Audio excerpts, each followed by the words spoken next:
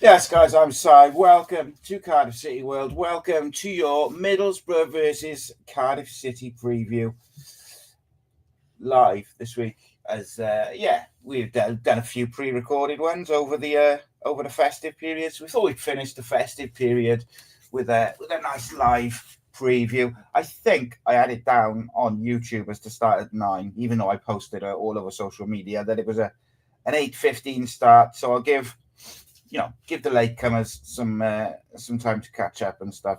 But that's why it's important to follow me on social media, I guess, so you know when I'm going to come, because I'm a bit of a maverick when it comes to the start times, as they say. Never on time, although it's pretty good today. 2 minutes late, probably a minute. So what can I say? On time today. But yeah, lots to discuss. It's going to be a fascinating game. The Andy Campbell Derby, as it's known. Michael Carrick's Middlesbrough will obviously continue their hope, their roots, their quest for promotion in the Championship. They host Cardiff City at the Riverside Stadium. They're fifth at the moment with 40 points after their 25 games, having most recently beat Hull on Wednesday 1-0 with a late winner, which was nice for us.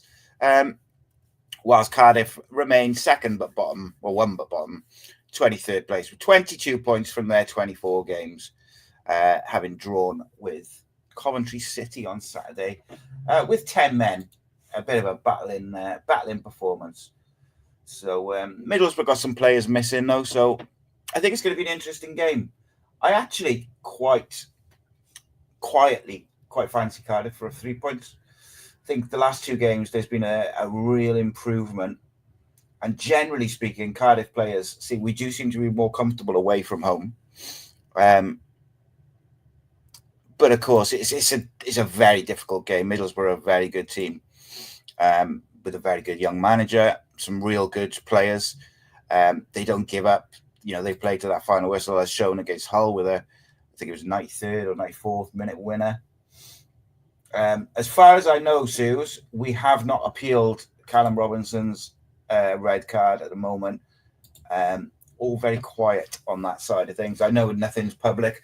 I did send a couple of texts earlier. I haven't had anything back, which I would assume means that we probably haven't, which is remarkable to me. But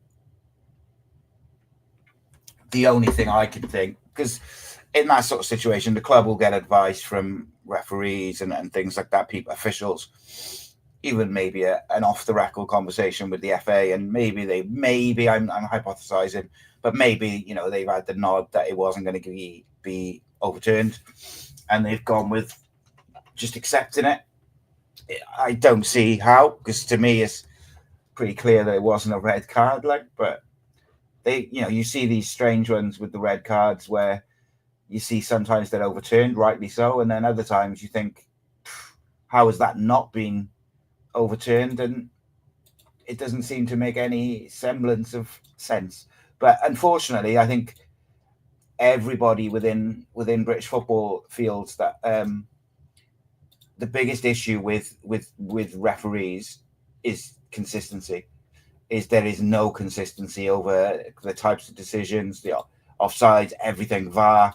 It's all a bit of a mess. There's no consistency whatsoever. However, I feel that the club should have appealed it for a few reasons. Firstly, Callum Robinson is vital to the way we play when we're at our best. He's vital to the press, which is a bit non-existent without him. And also, most importantly, I guess, I don't believe it was a red card. I thought it was really, really harsh, and I thought it was a sign of the referee's inexperience, kind of wanting to stamp his authority on it or whatever, or make a name for himself. However you want to frame it, ultimately, I don't think it was a red card. And yes, a weird one, isn't it? Because it doesn't look like the club are going to appeal it. Do you know what?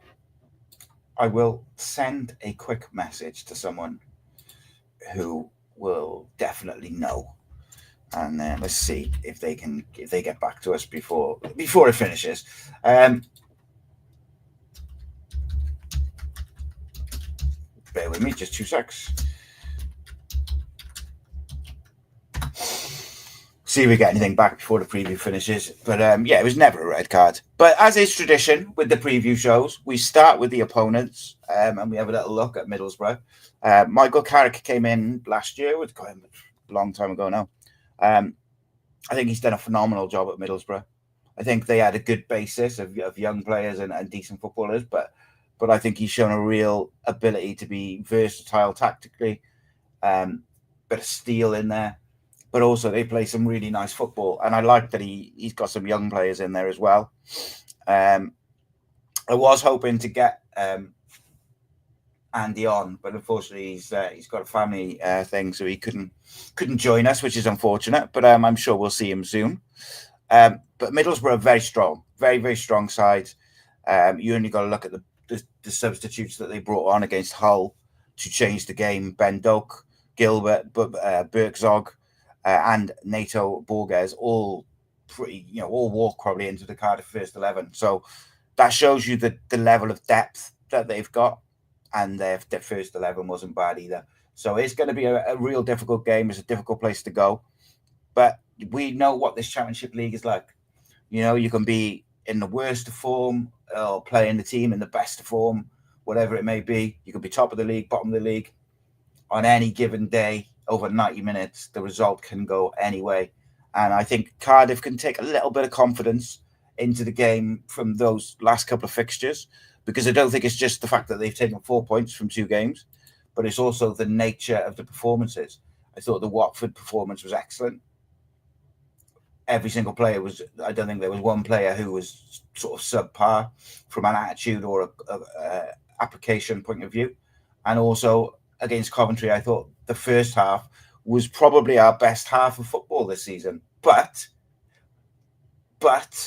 and there's always a but with Cardiff, the problem is we did not take our chances, because I actually think we had the better chances against Coventry over the game. But we just didn't take them. And that's a problem. When we struggle to keep clean sheets, you've got to take your chances. And Cardiff didn't do that against Coventry. And they paid for it ultimately by dropping 2 points. But, again, the encouraging thing is we're creating chances. Clear-cut one-on-ones, clear-cut chances. And we cut through Coventry with some real slick passive movements. And there were signs of that against Watford where we cut through them. But also there was a couple of little, where the final ball was just a little bit heavy. There was one from Joel Bagan late on against Watford where he slotted it on his left foot behind the left back for, I think it was Tanner. It was just a little bit heavy. But, if he'd got that weight of pass right, what a ball. And another chance created, So, and the other encouraging thing is we are creating chances with our pressing. Pressing has been such an improvement in these last 2 games. Watford, Coventry, both gave the ball away multiple times playing out from the back. Now, will a good young manager in Michael Carrick see that and maybe think, right, let's be a little bit more direct over the press and play into midfield? Maybe not as direct as Cardiff have been, where you're playing up to the forward players and then trying to play in the final third, but he may be a little bit more direct. Maybe skip out with defence and go to the wingers, go to the midfield to negate Cardiff's press. But then saying that, without Callum Robinson, I kind of worry for our press in terms of I don't know whether we'll end up pressing in the same way. For instance, if Matty plays up front, I think we'll sit in much more and we won't be as aggressive in the press. My hope, and we'll discuss this a bit later, but my hope is that we go with Kean Ashford through the middle, or even Ruben as a false 9, but one or the other would be my hope over Matty. That remains to be seen. Usually on these teams, on these preview shows, we will go with what we think Omar Rhys will do, as opposed to what we would do. But people was asking, say the team that you would like to see. So last couple, I've changed it up a little bit. But so I'll kind of do a bit of a hybrid of both, I suppose. Right, Middlesbrough. They usually play in a 4-2-3-1. They have adapted it a little bit at times and played more of a sort of flat 4-3-3. They did a 4-4-1-1 in one game as well. So they are flexible. What kind of caught my eye over the festive break is the draw with Burnley. I thought they were the better team. The possession was pretty even, 44 to Middlesbrough, 55, to Burnley. But I thought they were very good. They had more shots on goal. Middlesbrough did more shots on target. They had a couple of shots blocked like last minute, 3 outside the box, a few offside decisions, which were quite close. Defensively, they were very good. Won sort of 12 tackles through the game. So they competed with a very good Burnley side and probably felt unlucky to not come away with a 3. Very good pass inside. Their accuracy is pretty good. For instance, in that Burnley game, they had 369 accurate passes out of a total of 426. They passed the football. They look to do the very basic, one of the first things you learn as a kid, pass and move. And Middlesbrough are very good at that. They're very good at shifting you and moving you around until those gaps come. So Cardiff will have to be very disciplined when they press, but also in their shape when Middlesbrough are shifting the ball around. Because if they're not disciplined and people switch off, where we've seen Perry NG switch off quite a few times earlier in the season, where teams are moving the ball about, he switches off, he gets beaten at the back post or loses his man at the back post. He's not the only one, but I mention him because it did happen a few times. So they will have to be disciplined. And Middlesbrough have just got such a dangerous team, I really quite like their striker, Lathe Lat. He's a good young player, works hard, puts himself about. If you give him a chance, he will take that opportunity to shoot. They got Azaz in the 10, really like him as well. I really they played Jones and McGree as their wingers, and this is the area where I think Cardiff have got to be really disciplined, and this is where I think we might see a bit of rotation and a bit of a change in the personnel, because for me, up front, but particularly in the wide areas, is where Middlesbrough are very, very strong. So against Hull, they played Jones and McCree out wide, but they can also play Birksog, but particularly Ben Doak. He's a very, very good player. Really like him. Very skillful, very quick, very clever. He got a lot of guile and creativity with him. So Cardiff will have to be on their toes. In terms of that Middlesbrough side, the side I expect Michael Carrick to go with is pretty similar to what they did against Hull. I think there'll be 1 or 2 changes. So I think Glover in goal, Jake Steele at right back, Fry, Van der Berg, and Engel, I think will stay the same. And then I think it'll be... they might bring in Nato Borges at left back, possibly. He's a good player, and he had a good little cameo, half an hour. He's fit, so maybe that change at left back. Midfield will be Barlaser and Hackney. Azaz in the 10, and then it is those wingers who they go with. You've got Jones, McCree, as we mentioned, or you can go with Birdsog. Gilbert can go out there as well, or Ben Doak. I think Ben Doak starts, and I think it'll most likely be Jones. So they'll be your wide players, and they're 2 real dangerous options, which could cause Cardiff a lot of problems if we're not disciplined and we don't defend properly. And I got to say, ultimately, I do think if Cardiff keep a clean sheet, we'll win. Unfortunately, clean sheets have been few and far between for Cardiff City this year. So for me, that's vital. And it's getting the system, the personnel correct, so that we're able to then utilize some of our creative tools. Jonathan says he's still hoping Ben Doak gets recalled before the game. I think it's a bit late. I don't think it's going to happen, unfortunately.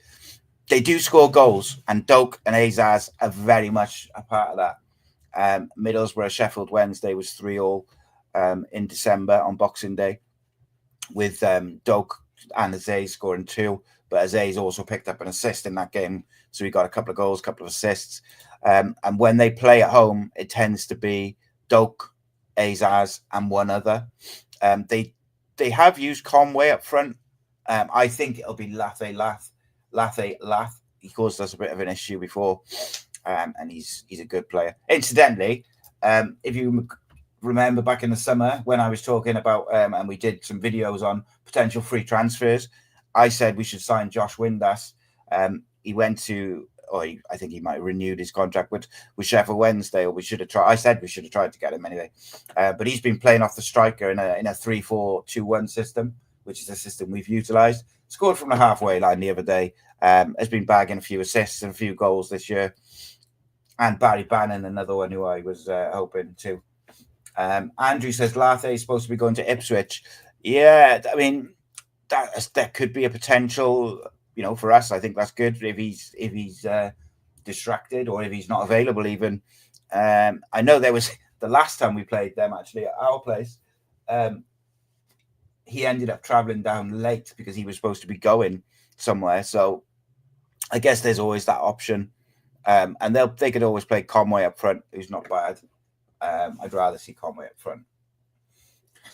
But it looks like Ben Doak will be available for Middlesbrough tomorrow, which I guess is the main thing that we're going to talk about. In terms of Middlesbrough key man, it's got to be Azaz. I think he's a real strong number 10, creative. He's a player we've got to keep quiet if we wish to get anything from this game. Middlesbrough they're unbeaten in 5, but they have drawn 3 of those games. And they obviously lost the game, the six games ago they lost. So they're not unbeatable. They are not, I don't think they're as strong as they were in like last year under Michael Carrick. I think they took a bit of time getting going this year. But, make no mistake, it's going to be a massive game. It's going to be a difficult game. Azaz for 2 million, what a steal. Yeah, made an unbelievable deal. And these are the sorts of deal which Cardiff just seem to be not in for, missing out on. We played the same price for Ross Turnbull, Mark Turnbull, sorry. David Turnbull, fucking hell. Sorry. But like David Turnbull, don't get me wrong, I think he's been good this season before his injury, and he's actually looked a lot better, deeper, and he's looked a lot better under Omar Rhys, which I think suits him, and he looks better as number 8. So don't get me wrong, I'm not sort of slagging him off, but we paid the same price for him as they paid for Azaz, and he is churning out goals and assists and looks a real player who they may struggle to keep hold of come the end of the season. So it's going to be a tricky game. I wouldn't be surprised to see Alex Robertson remain in the 10 so that he can kind of do a bit of a job in that midfield, because if he can do a job on the double pivot and disrupt them, it allows either Siopis or Chambers, who I expect both to start in midfield again, to do a bit of a job on Azaz. And I even wonder whether they may ask CO or Chambers to do not a man marking job, but maybe a stay close job, stay close to him and try and disrupt him, which is not the worst idea because he's a very, very good player. And if we can keep Azaz quiet, a lot of their creativity does come from him. Now, as I said, they're not unbeatable. They only beat Millwall 1-0. They drew with Plymouth 3-3. It's not, we've got to just go there and cling on and hope for the best. I think I said it the other day, I believe that our best form of defence is attack, because we can't keep a clean sheet. The last game they lost was against Leeds 3-1. So they do seem stronger at home, but I think we're stronger away. So I think our best form of a defense is attack. Not saying we should go all out guns blazing, but let's out of possession, work hard, be compact, keep your shape. But when those heavy touches come, when they pass the ball at the back, when they go back to the keeper, when they put it on someone's wrong foot, let's press as a unit and really put them under pressure. That's what I would really like to see. And then sit back and go into compact when you lose the ball, and when they've got it, make yourself difficult to play through, make yourself difficult to beat. I want to see the likes of, Ashford, Tanner, whoever, working back and helping out, because you need that. You don't want to let the likes of Ben Dokes and Jones get your fullback one-on-one. So on that, And on the Cardiff side, I asked the question on social media earlier: should Omar Rhys rotate?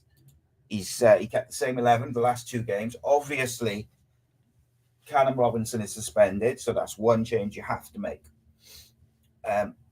I've said a couple of times in recent shows, one of the mistakes I felt Omar Rhys made previously when we had 3 games in under a week was by halftime in the second game we looked tired, and then he kept the same 11 again, and then in the third game, which I think was West Brom, we just looked leggy and we never got going.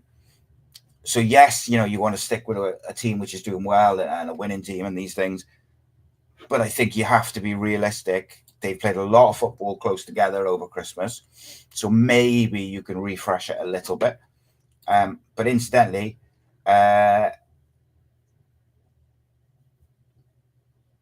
I believe that it's going to be. So I don't think there's been any appeal. I just got a text back. Doesn't seem to have been an appeal for the Robinson thing. So yeah, is what it is. He's out. This is how I believe Cardiff should line up, and then I'll tell you what I think we will do. I think we should go with Alnwick in goal. I think we should go with Joe Bagan at left back.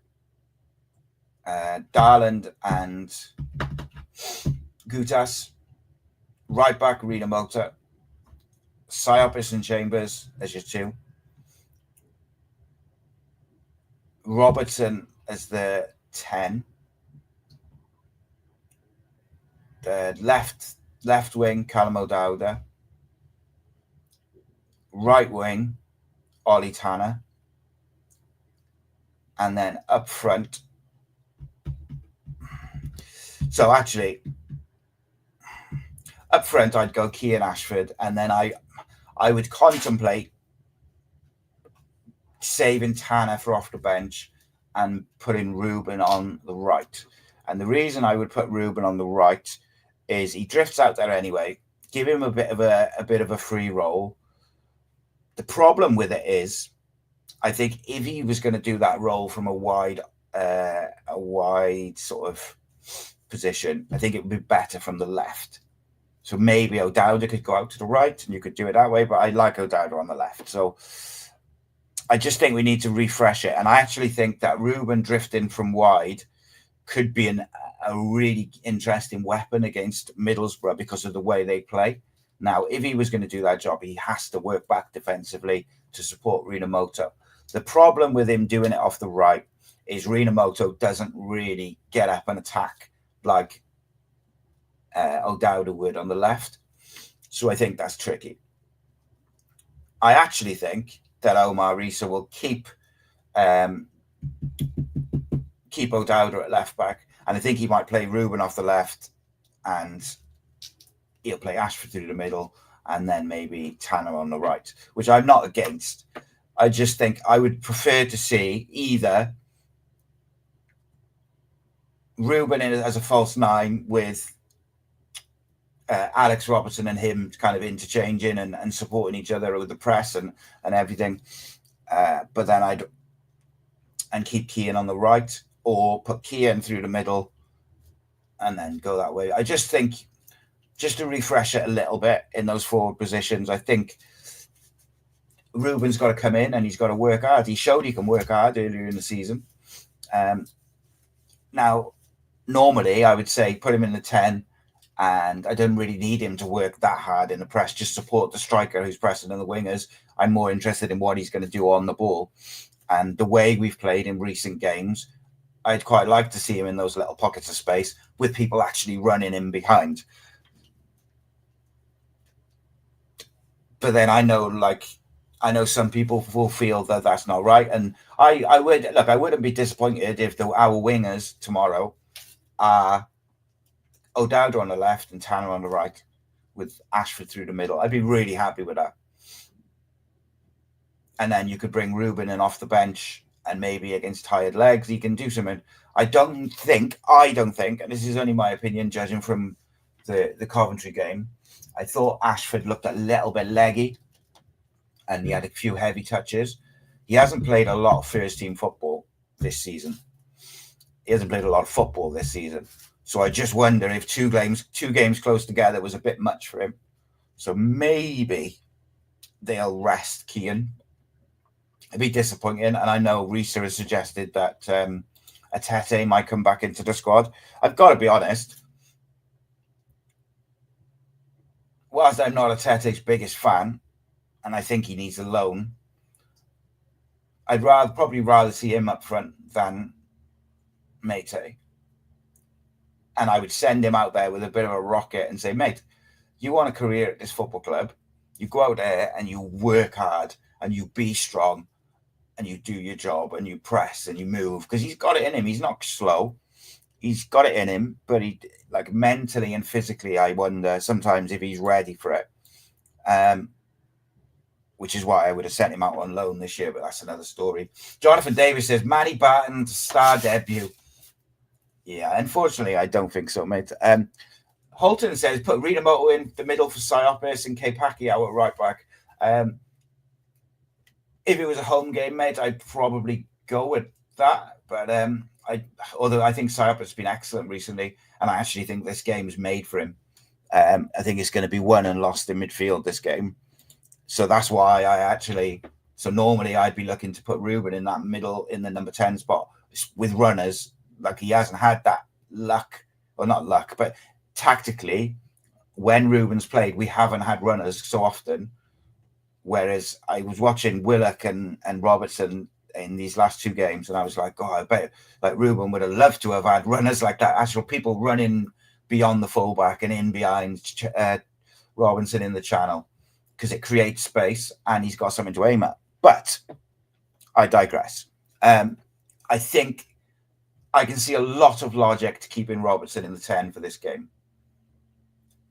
Andrew says Rawls will play tomorrow. I don't think it's a game for him to start, mate. I really don't. Because I think by Chambers sitting as an out-and-out 6 who just sits in front of the defence and disrupts play and just moves the ball along nice and simple, and then every now and again will make a late run forward, it's released Siopis to go and be the headless chicken, if you like, that he is, but like in a good way. Because sometimes Siopis just vacates the midfield to go and press. He gets frustrated and he goes to engage and wants to get the ball. That's good, as long as you've got someone who stays. You know, going back to when I was a kid and it was 4-4-2, your midfield, you didn't have holding midfielders and number 6s and all this rubbish. You had two midfielders. Your job was to do attack and defence. You had a partnership. If your mate goes, you stay. It was simple as that. And I think what Chambers is doing is he allowing Siopis to do what he's good at, which is go and win the ball back, go and engage, and then also arrive late. He's come very close to scoring the last couple of games, Siopis has. And then what is allowed Robertson to do offensively is really support the striker, which I get Ruben to do that too, but Robertson defensively in that 10 position has been vital in our press and forcing teams into mistakes. I was very shocked at how many times Watford continued to play out from the back and continued to give the ball away. Same with Coventry. They kept going from the back, Robertson, Robinson, Tanner, all these people, they're causing mayhem with the press. So, yeah, the more I think about it, I think it's almost more important that we have Tanner. I would like to see Tanner and O'Dowda as the wingers. And then you can kind of make a decision on the striker. If Keane's fit and ready and able, play him up front and let him see if he can do that Robinson role. If he's not fit, then I might rejig it a little bit, and maybe I put O'Dowda at left back, Ruben off the left wing, because that allows O'Dowda to overlap on the break as well, because he drifts. Robertson can do his normal role that he's done the last couple of games. And then on the right, you can have Ashford, you can have Tanner. I don't think Omar Risa does any of that anyway. Simple as that. It's I think we see Matty up front, and I see everything else probably being the same. But I'm interested in your guys' thoughts. I know like you guys, a couple of you made different decisions. Like Andrew said, play Rawls. Jonathan wants Manny Barton in there. Holden doesn't think Ruben should play. Paul said Atete might come in. I think someone else said put Rinamoto in midfield and Pacquiao in. So I'm kind of interested. Andrew says a bullet-like performance. Well, if it's bullets away performances from last year, then I'm all about that, mate. A gritty, smart, just a irritating 1-0 win. That'll be beautiful. But I'd be quite down for a Watford performance where you had that grittiness, you had that defensive stability, but you know what else you had was a bit of attacking flair and a bit of pressing and a bit of aggression.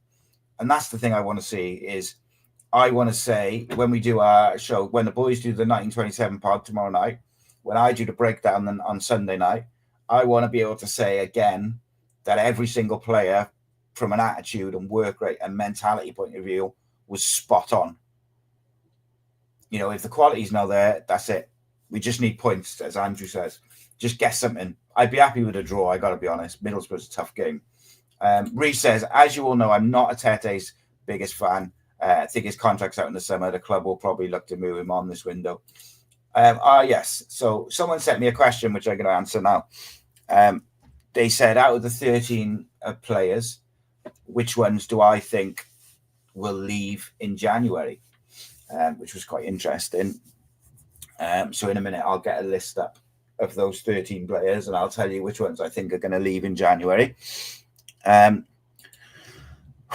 But in terms of those 13 players, I said on the socials the other day, like there's only 2, maybe 3.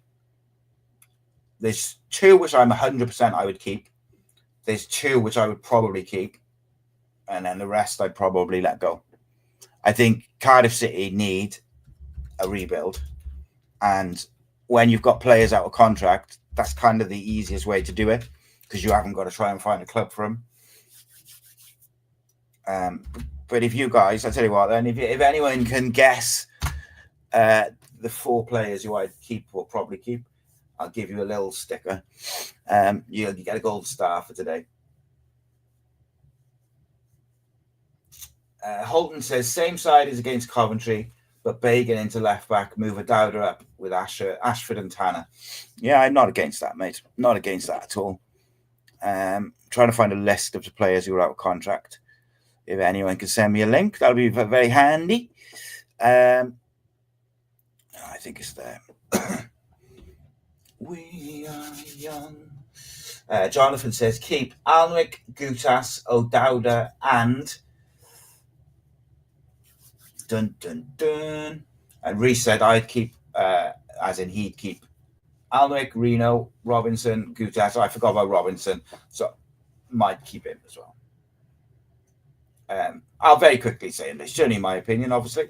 I would keep O'Dowda and Rinamoto 100% because I think their attitude and everything is great for when you're bringing a few youngsters and new signings in. They'll really, really help to build something with that, and they got the right attitude and everything. I would probably keep Alnwick, but I would be looking for another goalkeeper who's like a bit better. Nothing against Alnwick. I just think I would like to have a second keeper who's a bit better than Howworth. And I would probably keep Gutas to help with the numerous exceptional young centre-backs that we've got that we hopefully will see in the next couple of seasons and who we've kind of seen some of already. So I'd give all of them, the ones I just mentioned, a year with an option of another year. I wouldn't tie them down to like long-term deals.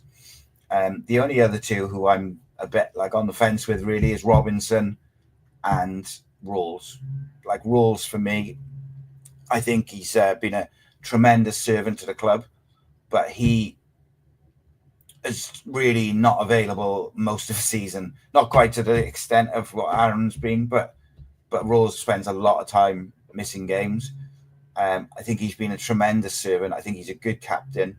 He's gone up in my estimations, actually, with a lot of the stuff I've heard about behind the scenes and some of the stuff he's been doing to try and keep the squad together and moving in the right direction. So, yeah, that's encouraging. Ultimately, though, it's not me who makes the decision, is it? And I think we need to clear out, and regardless of whether we go up or down, if we stay up or go down, I would like to see us now move in the summer, build around the young players we have with a couple of experienced players and get in a couple of nice little, a nice couple of decent young signings to come in. We'll have the first episode of the members only podcast, The Rumour Mill, this week as well.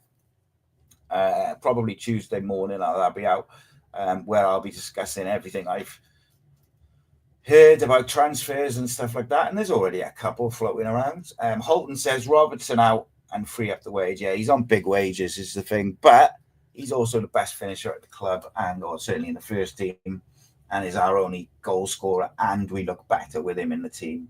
So I think that's the only thing, isn't it? He's a bit streaky as a striker, though. He tends to score a few and then go off the boil or miss things. And yeah. So I'm not discussing transfers this evening, but yeah, the Rumour Mill will be a members only show. But of course, we'll be talking about transfers all January. Isaac Davis, I'm a bit on the fence with. I think we've really got to see something from Isaac when he comes back now, but it's going to be so difficult because you just don't know if he's going to have lost a yard of pace. And I think the Isaac Davis one is complicated by, does he want to stay? Does he want another contract? I have no idea, but there was rumours before that he kind of wanted to leave because he wasn't getting much game time. So I don't know. It'd be interesting. Rhys says it'd be very bad business if we spent over 1.5 million on Robinson only to let him go for a free. But then you're spending more money. And this is this is what makes these decisions, I think, so difficult, is you've got to look at everything. You've got to look at, are they good enough to play where you want to play and go in the direction you want to go in, which I think Robinson is.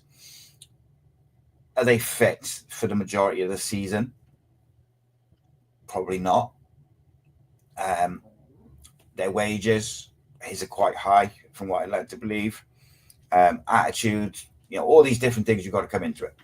His attitude has been spot on this year, and I think he's been a real good example of turning it around when things aren't going your way. So he is one, which is, I think, it's a very difficult decision to make. But all these players can also speak to people now, I believe, can't they? Or people outside of the UK, innit? So we might not have a say. They might have signed pre-contracts with clubs by the time we offer them contracts anyway. Excuse me. Sorry, I had a bit of a dry mouth.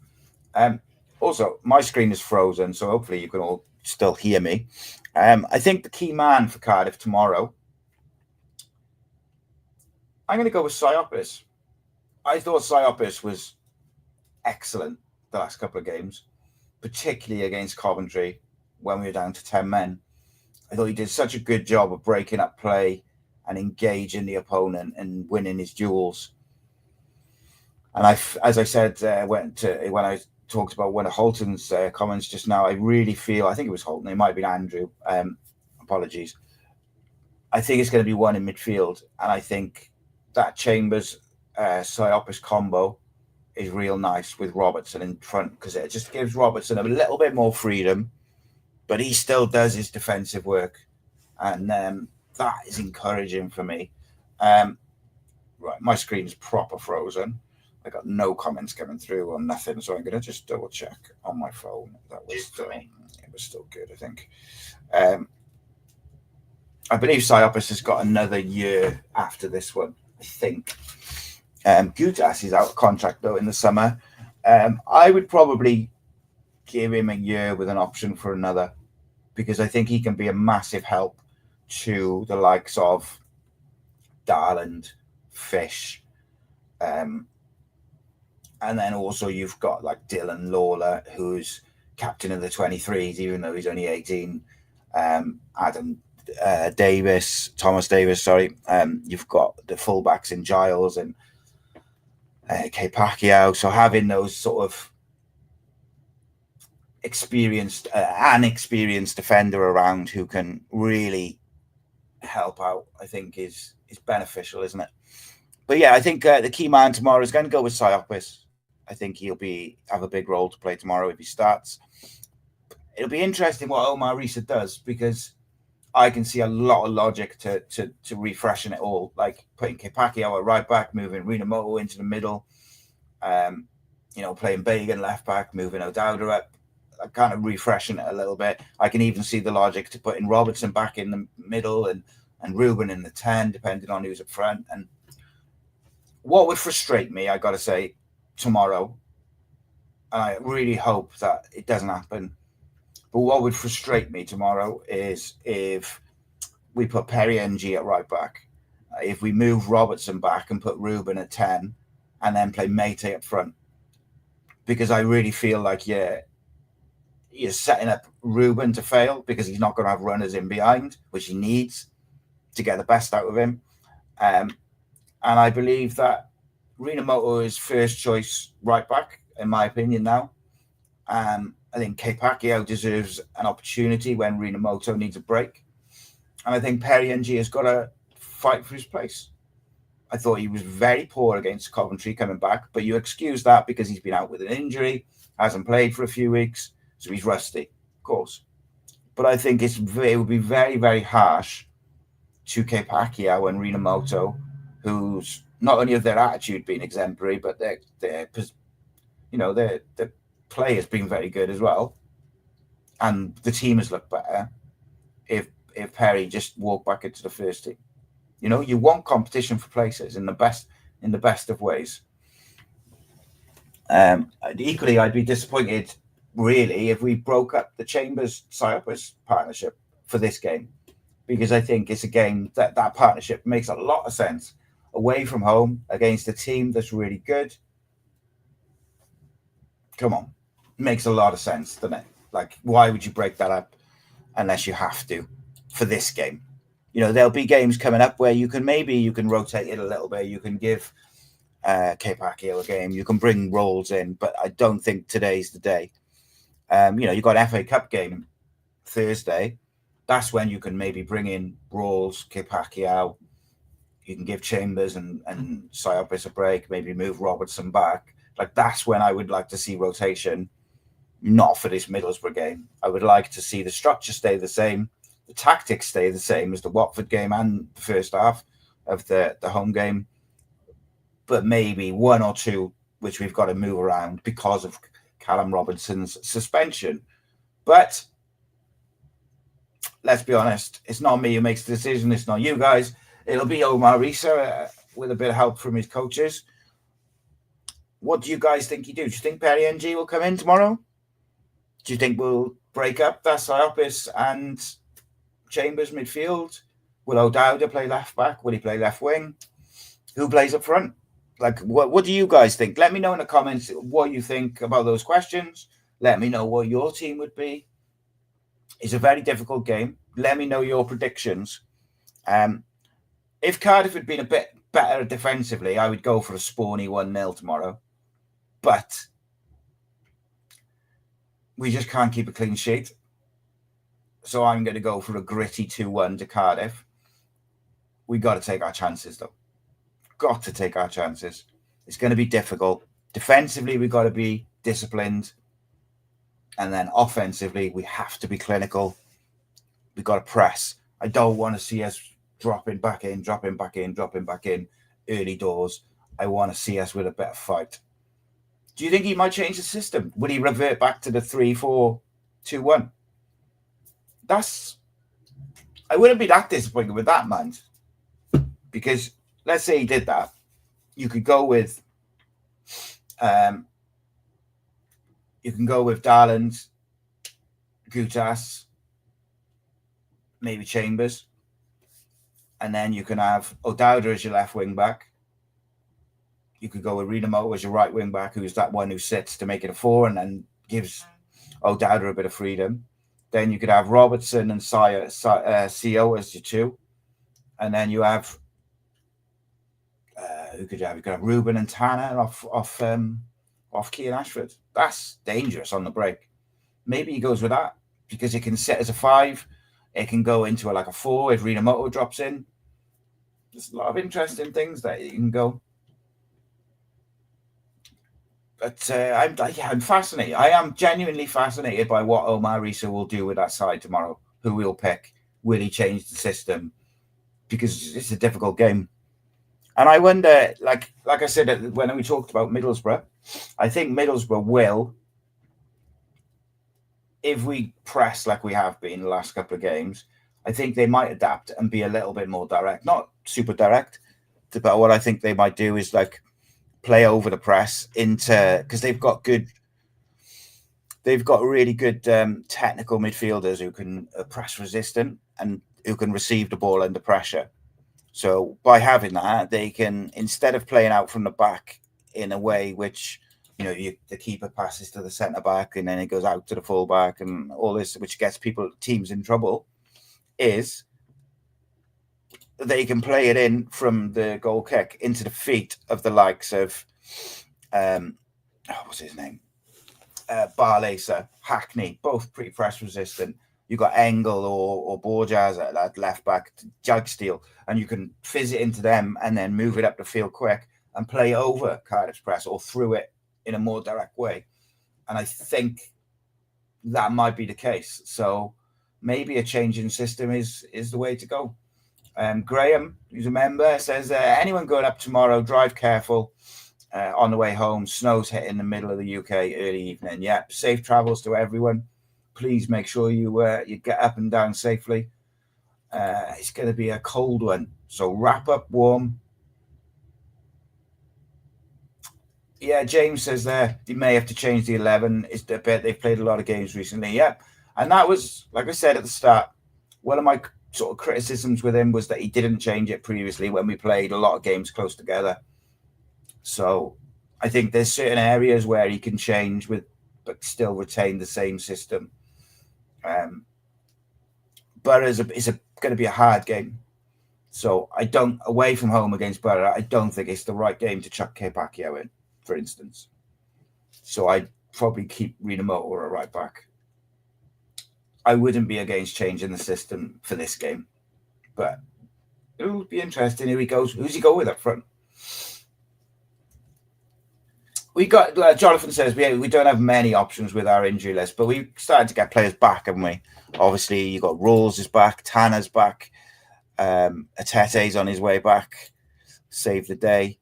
But so there's players coming back, isn't there? You can always recall Kanga to the squad as well. And Jonathan, Danola, there's so many youngsters in there, and that's what I'm saying about the contract renewal situation. Is I want to see us focus on those young players now, keep a couple of the experienced players and build around the young players that we got. Give them first team opportunities. Joel Colwell has gone and shown that he can play first team men's football. Let's give him an opportunity in pre-season, early season next year to see if he's ready to play in the Championship. If he's not, then maybe we have to go to League One for a little bit, like he has to go to League One for a little bit. If we're in League One, well, it's a different story altogether. You had Rawls back, you got Tanner back, NG's back. Kanga was on the bench last week as well. So it'd be interesting.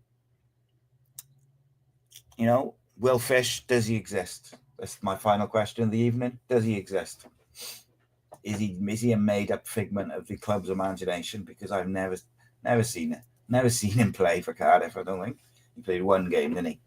He's on the bench every week, but he never plays. But next season you could be looking at, Dylan Lawler could be ready for first team football. Might not be, but he's 18, he's captain of the 23s. So you've got to think he's quality. You got Louis Giles, you got Davis, you got Pacquiao, you got Choose, you got Danola, you got Manny Barton, you got Reindorf, Kieran Evans. Well, he upset some people the other day, didn't he? He liked the post from Mark Harris, and people got their knickers in a twist. I did get a reply to the message, Sue. I did mention it earlier. No appeal has gone in. He's out for Boro, won't play in the FA Cup. So hopefully he should be back and fit for the derby. So yeah, maybe it's not the worst thing, because like I said, he can have a break, can't he? He's got a break. He's not playing tomorrow regardless. And we've got the FA Cup game. So he'll be fit and ready to go for the derby. That Leeds game coming up as well. There's some big games for Cardiff coming up. So we've got to try and take something tomorrow. Would you take a point? I would definitely take a point tomorrow. 100%. Right, that's the preview for this evening. My prediction is 2-1. Jeff Dela Cruz, I'll finish on that, mate. No, mate, sorry, before I get to Jeff. Jonathan, I'm not saying I did. Like, other people on social media thought it was really disrespectful. It's like, well, he just liked his mate's post, they were just going on about how he's a Cardiff player, and he shouldn't be liking a post. It's like, if you're worried about who's liking football posts on social media, you're probably worrying about the wrong things. Transfer record broken by Plymouth this evening as they signed Ghana midfielder Michael Baidoo for an undisclosed fee. I saw him play for Elfsborg the other week, just by chance, but not for long. And I actually thought he was pretty decent. So there we go. Their director of football is leaving as well, Plymouth. So be interesting what happens with them, whether they get a bit of a new manager bounce and all that sort of stuff. But Jeff says, everyone forgets about Luke Pearce. Yeah, went on loan to Ireland, the Irish League, did all right, and then he's back. Simic is back and training as well. Simic is in training with the Cardiff City. So don't think he'll be ready for tomorrow, but, maybe we see him for the FA Cup game on the bench. Like, he could be something no one knows what he is. He could be incredible. He might need time. He's young, etc. He could be one for the future. Could be one for now. I guess we'll see. Take our chances tomorrow, and then I think we'll get a 2-1 win. You let me know who you start up front, what changes you think Omar Rhys will make, what you think the score will be. But don't forget anything but this. Keep the faith, and the Blues are staying up.